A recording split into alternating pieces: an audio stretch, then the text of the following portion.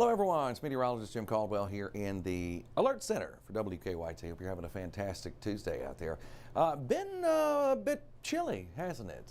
Those numbers have stayed down all day long, and they're going to continue to stay down all day long.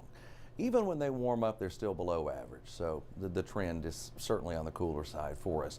We've been locked in with a lot of clouds, and embedded within those clouds, some showers. And embedded within those showers, we might see something different. I'll break that down. But right now, there's your downtown Lexington view, and you see just how cloud-filled the skies are here in the Lexington area.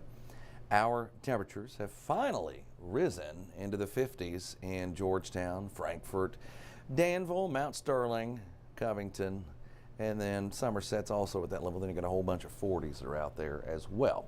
We're expected to go in the 50s and hang out for a little while. Now, some showers are going.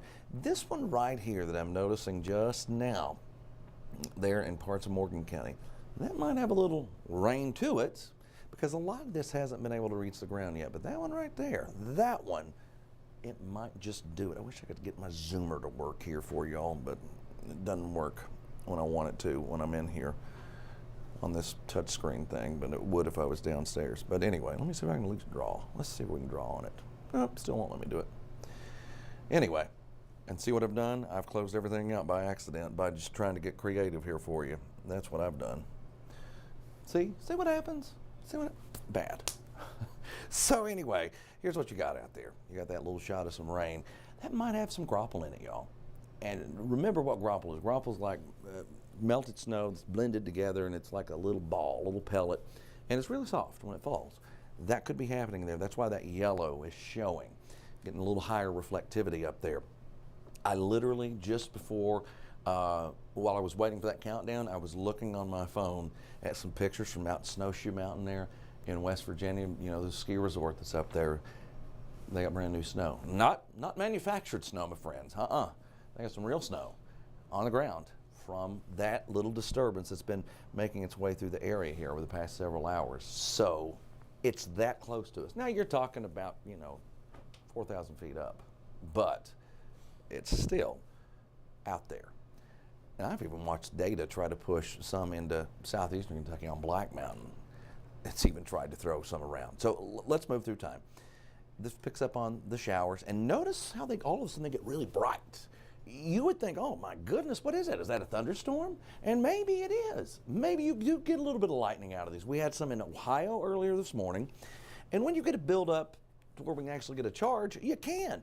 And what this is showing is the potential for maybe some of that graupel to come flying out of the sky. That's what that picks up on. Again, higher reflectivities. And like with intense rain, you get higher reflectivities. With icing up above our heads, you get them. And that's what this is. You got some different things that are showing up above our heads. So those could be producing that graupel from time to time across parts of central eastern Kentucky. Look at that. There's a little pink in the high elevations. That's right at Black Mountain. And guess what? Showing high elevation, little wintry mix.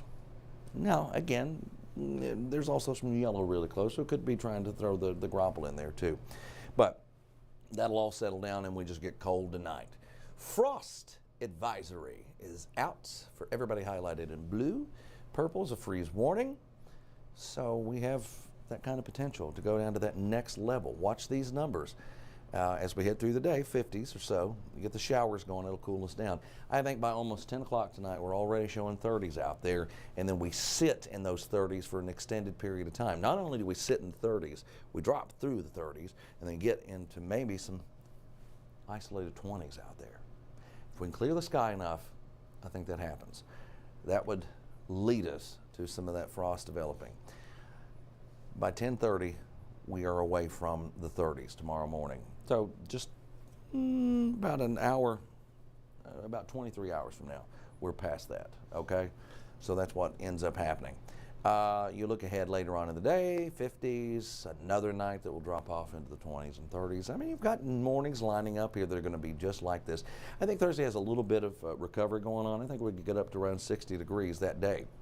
All right, still watching tropical weather, and I can talk to you a little more about it over here on our live stuff because I don't have somebody in my ear saying, shh, wrap. We've got to go. We've got commercials to show.